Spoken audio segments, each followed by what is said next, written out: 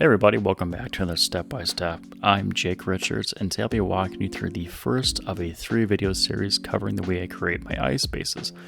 Now, I can't begin this tutorial series without giving credit where it's due, and that's my buddy Mike Ingram. You can follow him on Instagram at Mezgeik or on YouTube. I got my inspiration from my base based on the base he did for his Night Lord Warrior, and in his base he has a Space Marine reaching up out of the ice toward this Night Lord. It looks amazing. I encourage you to go check it out. But without further ado, let's get going on my presentation of this base. First things first, with any model, you always begin with the primer. In this case, I shot it out of my airbrush, but you can use a really good rattle can primer, in this case black by Vallejo.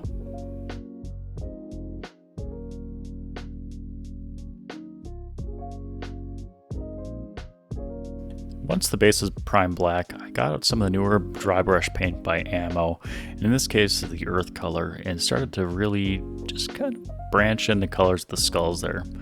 I wanted to make the skulls look like they were aged, so in that case a lot of times you think of a skull as being white, but as it ages it takes on the color of the background it's in, or I should say the ground it's in, and they become more yellow and brown with time. So I wanted to make these look like they've been sitting there for quite a while. And I just took my time applying the paint here in very successive layers and just overall keeping a lighter touch to it. Once the first color was established, I went on to using the other dry brush paint, Dark Sand. This is to be my first highlight of the bones, and I just went about using the same makeup brush to very gently apply the highlights, as you'll see here, more toward the tops of the bones, anywhere that was more exposed coming out of the sediment. And just take your time, apply very gradual layers, and make sure to leave your deeper colors in the recesses.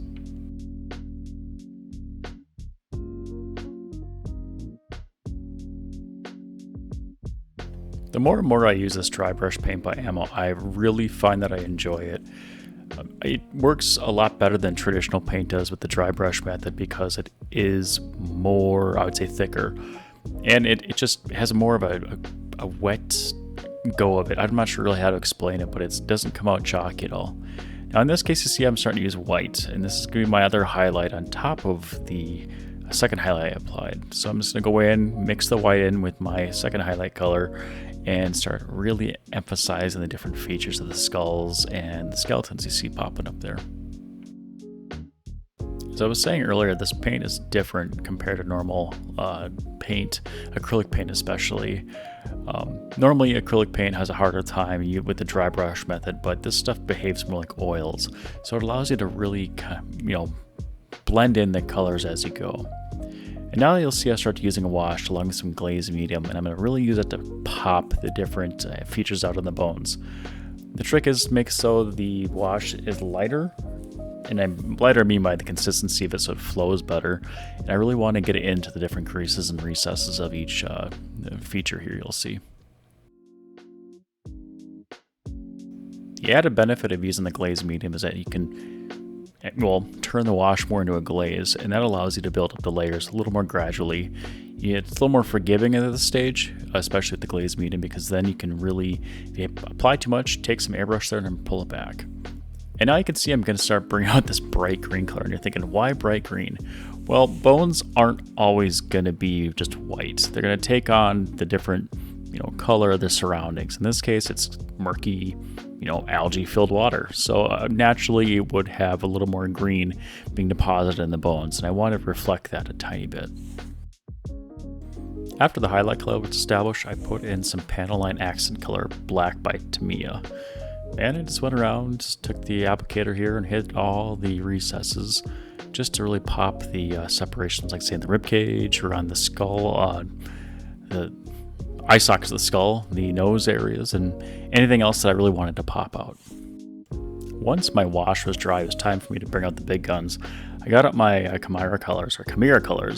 I got the black and a phthalo blue or a phthalo green. Yep, phthalo green. Went from there and started to really hit in the spots around the bones. I wanted to create a blank canvas for me to create the water effect on. So I start with a deep black, and and then started mixing the different color green there to create more of that deeper, darker water look. I didn't want to go just for straight black, but I didn't want to go just for a straight blue either. I wanted to create depth.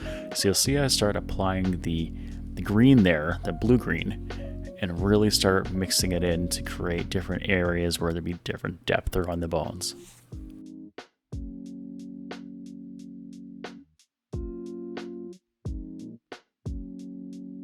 The great part about this paint is that you can thin it some more with water, and it will not break apart. It's pigment rich, it's great to work with, and it allows you to work in some really nice glazes and layers that you see I do here. I just take my time building the effect up. At first you don't see it, but as it dries, you'll see that it starts really showing up, and it does look like there is some depth being put in place. And as you see, I apply it somewhat on the bones here and there. I messed up here and there, but I will admit that. But as I went along, I thought, well, I could always glaze this color onto the bones, give more of that murky look to them, and it does pay off.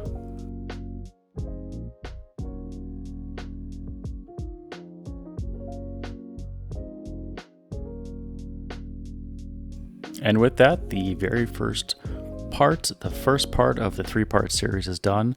Again, I encourage you to go look at Mezgike's awesome Instagram and YouTube channel. He does a great job with his base.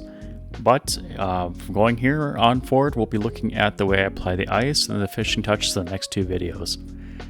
Thanks everyone for watching, and have a great one. Until next time, see you later.